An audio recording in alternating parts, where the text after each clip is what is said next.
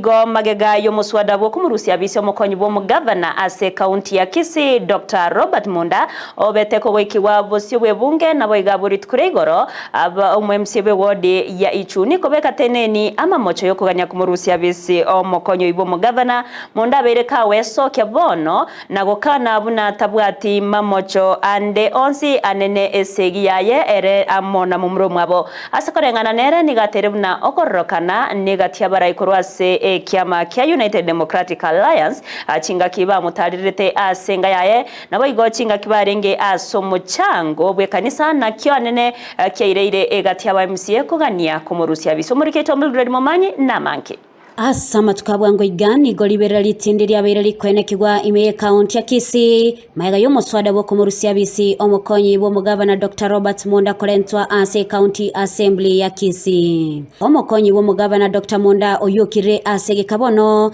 nigeso kyalero nagukwanira iguru ya mamocho ali amurengete abegetwe bosio bwebunge asate banaleta yale kuiranira kera limocho atabwati bo babonde bwensi ase boigo enekebuna taraigwa iyukolindelyonsi ase kumugania mutuye bunge yokolenganeli chiko elioko iranelia ama mochayu.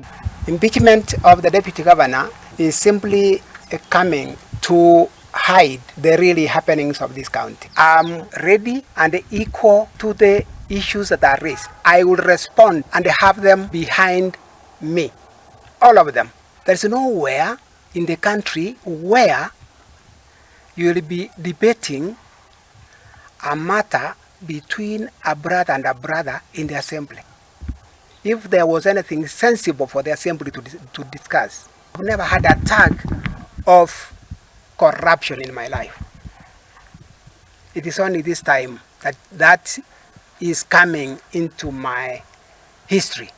I have sufficient answers, and it is the responsibility of the holders of this motion to ensure they have a case to prosecute.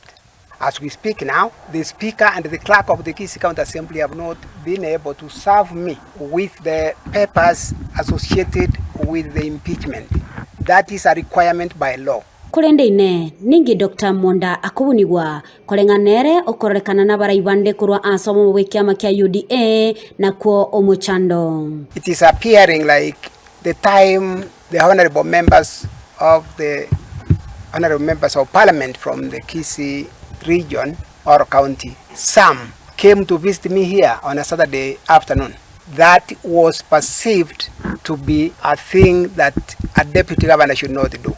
And it was received by my governor in very negative light. You can't go to fundraise with people perceived to be enemies to the governor.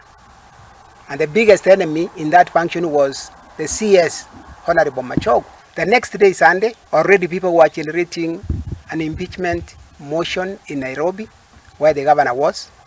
They came down to Kisii the next day, Monday. Already, MCS, without being explained what the motion was all about. Nonyana boigoni go Dr. Monda aenekia egatia magosa aberiga kwenekiwa ime county ya Kisii nziyo boraiwayo omugabana bwe county ya Kisii Simba Arati asatebire ogotema kwae kuyagorora naro alentiro muswada wokumurusi abisi.